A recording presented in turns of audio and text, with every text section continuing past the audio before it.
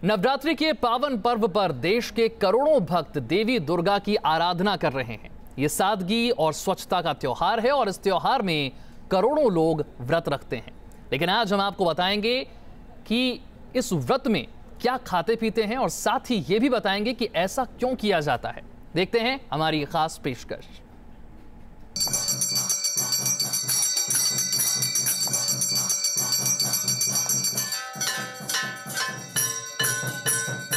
मां की आस्था का दरबार सज चुका है।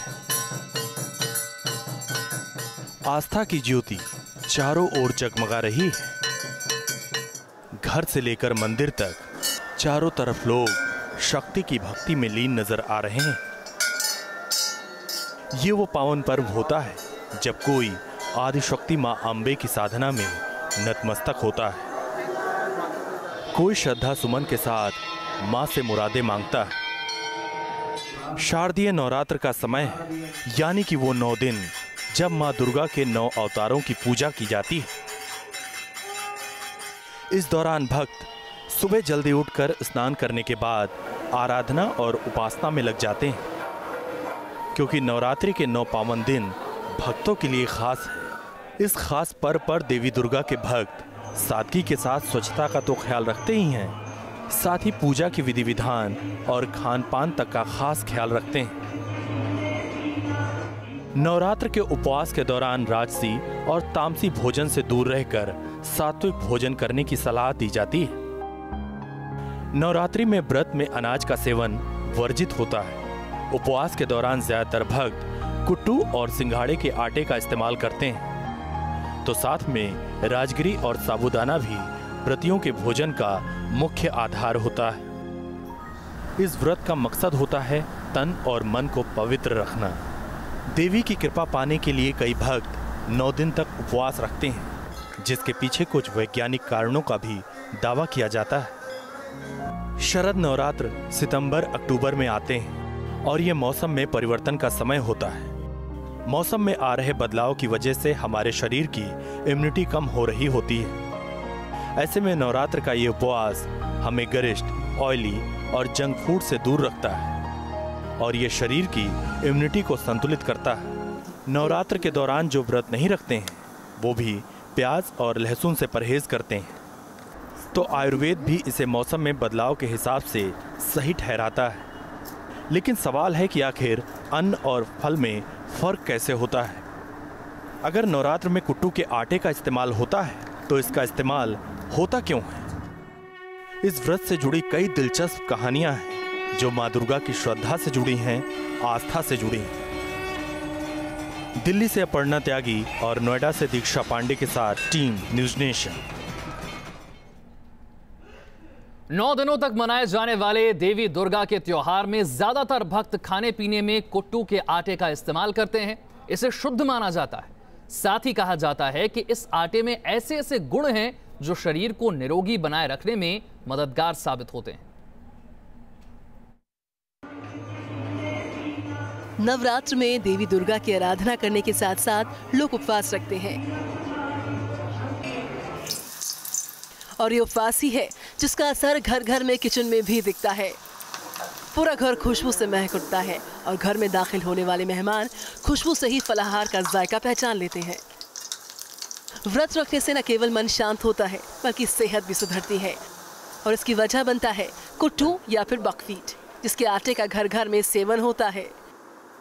नवरात्र में 9 दिनों में माँ दुर्गा की पूजा की जाती है, 9 उनके स्वरूपों की पूजा की जाती है। साथ ही साथ व्रत रखा जाता है। व्रत में आप फलाहार खाते हैं और जिसमें आप अन्न नहीं खाते हैं। कई तरह के व्रत रखे जाते हैं और ऐसे में क्या किस टाइप का खाना बनता है। इस वक्त हम मौजूद हैं एक घर में। यहाँ पे प्रिया जी हैं जो आज नवरात्र के लिए कुछ सामग्रियाँ, कुछ खाना, फास्ट वाला फूड बना रही है। इनसे जानते हैं। प्रिया जी, क्या बना रहे हैं अभी आप? मैं ये कुट्टू के आटे की पकौड़ियाँ बना रही हूँ। इसमें मैंने कुट्टू का आटा, नमक, काली मिर्च और हरी मिर्च डाली है। अब इसको मैं पानी में मैश करके फिर फ्राई करूँगी। तो जब ये कुट्टू की जो बनाते हैं, ये फल के रूप में खाया जाता है। और इसमें जब क्या क्या एहतियात बरतते हैं, मतलब जब 9 देवी का फास्ट है, कितनी साफ स्वच्छता से बनाते हैं? का बहुत सफाई से बनाना पड़ता है ये सारा नवरात्रों का खाना, बिल्कुल सारा साफ करके अच्छी तरह से, कुछ भी झूठन नहीं होनी चाहिए, काफ़ी अच्छी तरह बनाते हैं। नवरात्र में क्या क्या जो खाने की सामग्री होती हैं, जो फास्ट हम किस चीज़ से खोलते हैं? कुट्टू के आटे की पकौड़ियाँ होती हैं, आलू की सब्जी होती है, फ्रूट भी होते हैं और चिप्स, आलू की चिप्स होती हैं। इन सब चीज़ों से ही नवरात्रों का व्रत खोला जाता है। वैसे कुट्टू नाम आपको जाना पहचाना लग सकता है, लेकिन इस नाम से कुट्टू को हर जगह नहीं समझा जा सकता। इसका वैज्ञानिक नाम बकव्हीट है और इसे फूड रेटिंग में हेल्थ के लिहाज से बहुत ही ऊपर रखा गया है। बकव्हीट या कुट्टू सुनने में भले आपको अनाज का नाम लगता हो, लेकिन ये एक फल माना गया है। ये घास परिवार का सदस्य है और इसके ही फूलों से काला मधु तैयार किया जाता है। और चूंकि ये फल है, इसीलिए कुट्टू का इस्तेमाल फलाहार में किया जाता है। अब कुट्टू का फायदा और नुकसान भी समझ लीजिए। इस आटे की तासीर गर्म होती है, जिससे शरीर में कार्बोहाइड्रेट और ग्लूकोज का स्तर बढ़ता है। कुट्टू का आटा ग्लूटेन फ्री होने के साथ साथ काफी पौष्टिक होता है। इसमें फाइबर, प्रोटीन और विटामिन बी की मात्रा ज्यादा पाई जाती है। इस आटे में आयरन, मैग्नीशियम और फास्फोरस जैसे कई मिनरल्स मौजूद होते हैं, जो कि व्रत के लिए पौष्टिक आहार माने जाते हैं। कुट्टू के आटे में कई बीमारी को भगाने की ताकत होती है। बताया जाता है कि इसके सेवन में ब्लड प्रेशर और मोटापा जैसी बीमारियां दूर होती हैं। कुट्टू के आटे में सैचुरेटेड फैट बिल्कुल कम होता है, जो डायबिटीज के रोगियों के लिए बहुत फायदेमंद होता है। वहीं कुट्टू के आटे में काफी मात्रा में फाइबर होता है, जिसका सेवन करने से लंबे वक्त तक पेट भरा रहता है, जो मोटापा कंट्रोल करने में मददगार साबित होता है। जिन लोगों को हाई ब्लड प्रेशर की समस्या होती है, उनके लिए कुट्टू का आटा बहुत ज्यादा फायदेमंद होता है। कुट्टू के आटे के सेवन से शरीर में गुड कोलेस्ट्रॉल बढ़ता है और इससे ब्लड सर्कुलेशन भी ठीक होता है, जो कि स्वस्थ शरीर के लिए बहुत ज्यादा फायदेमंद है। कुट्टू के आटे में कैल्शियम पाया जाता है, जिससे हड्डियां मजबूत होती है। कहा जाता है कि व्रत रखने के कुछ फायदे भी होते हैं। व्रत रखने से न सिर्फ पित्त का प्रकोप कम होता है, बल्कि पाचन तंत्र में भी सुधार आता है। इसके साथ ही 9 दिन में शरीर के सारे विषैले तत्व बाहर निकल जाते हैं। दिल्ली से अपर्णा त्यागी के साथ टीम न्यूज़ नेशन। नवरात्र में रखे जाने वाले उपवास के दौरान लोग सिंघाड़े का आटा भी खाते हैं। सिंघाड़े के आटे में फाइबर, विटामिन और मिनरल्स होते हैं। व्रत के समय में इसे खाने का मतलब है शरीर के लिए पोषक तत्वों से जुड़ी जरूरतों को पूरा करना।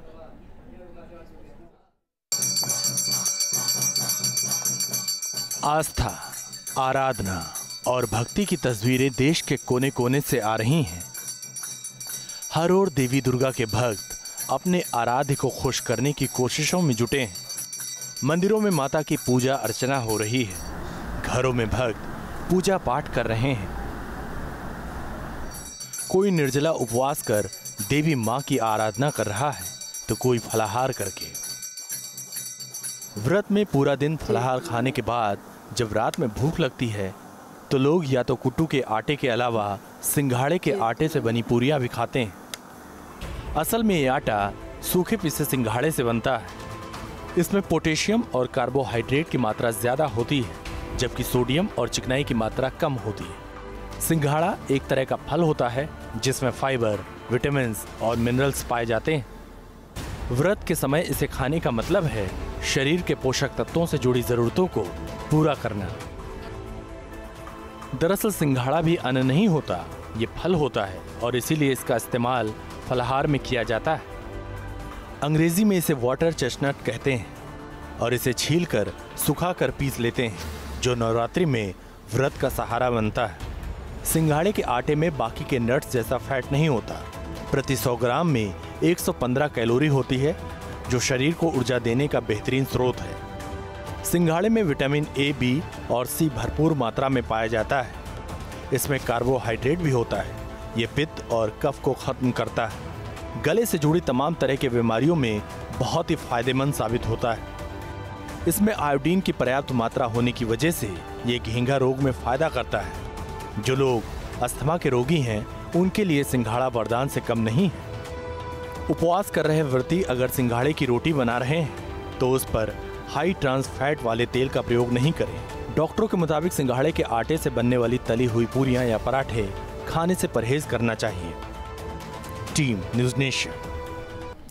नवरात्र में कुट्टू के आटे की रोटी, साबूदाने की खिचड़ी, मखाने इत्यादि काफी पसंद किए जाते हैं, लेकिन व्रत के दौरान साबूदाना को सबसे ज्यादा पसंद किया जाता है।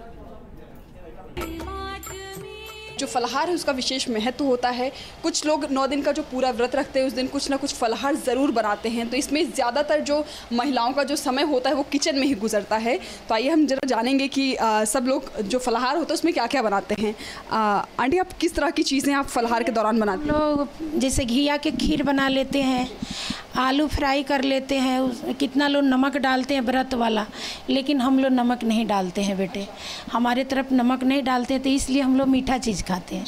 तो साबूदाना को घी में फ्राई करेंगे, इसके बाद खीर बनाएंगे दूध डाल के। तो आप वैसे क्या क्या बनाती हैं पूरे 9 दिन तक? क्या क्या चीज़ें आप बनाती हैं? कचौड़ी वगैरह, कुट्टू की कचौड़ी, हलवा बना लेते हैं, कचौरी बना लेते हैं, बगैर नमक के भी बना लेते हैं, आलू फ्राई कर लेते हैं, सावा के खीर बना लेते हैं, इसके बाद तुम्हारा मखाना भूज लेते हैं, बादाम भूज लेते हैं, मूंगफली वगैरह, ये सब बना के 9 दिन बेटे यही दोनों टाइम हम लोग करते हैं।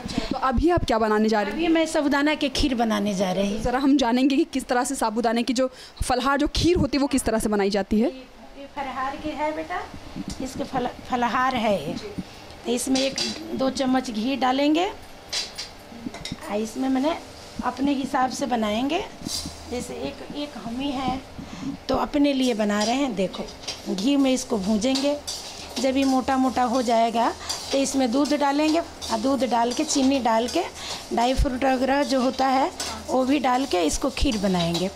खीर बना के माँ के भोग लगाएंगे, माँ के भोग लगाने के बाद इसको हम प्रसाद के रूप में ग्रहण करेंगे।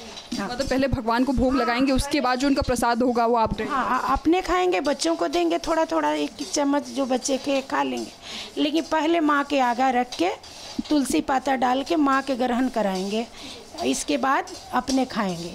अगर हम बात करें साफ़ सफाई की, तो उपवास के दिन साफ़ सफाई का विशेष महत्व होता है, तो किस तरह की सफाई रखी जाए? देखिए बेटे, पहले तो मैंने मंदिर सारा धोए, आसन धोए, भगवान के पूरे गंगा जल डाल के उनके शुद्ध से नहवाए बाल्टी में करके, इसके बाद उनके ड्रेस चेंज किए, माला पहनाए, आसन लगाए, उनके बाद उनके मंदिर सजा के तब मैंने जई के पंडित के बुलाए, पंडित जी आए, जई वही धराए, मैं दोनों मियाँ भी बैठे पूजा पर, पूजा वूजा हो गया, साहब हमारे ऑफिस गए, मैं बैठ के फलाहार बना रही हूँ। साबूदाना का इस्तेमाल हर तरह के व्रत में किया जाता है। इससे आप साबूदाना खीर, टिक्की या फिर साबूदाना खिचड़ी जैसे कई व्यंजन बना सकते हैं। आपको बता दें कि साबूदाना एक प्रकार के पौधे से निकाले जाने वाला पदार्थ होता है, जिसमें स्टार्च की मात्रा काफ़ी ज़्यादा होती है। इसमें कार्बोहाइड्रेट और प्रोटीन भी होता है।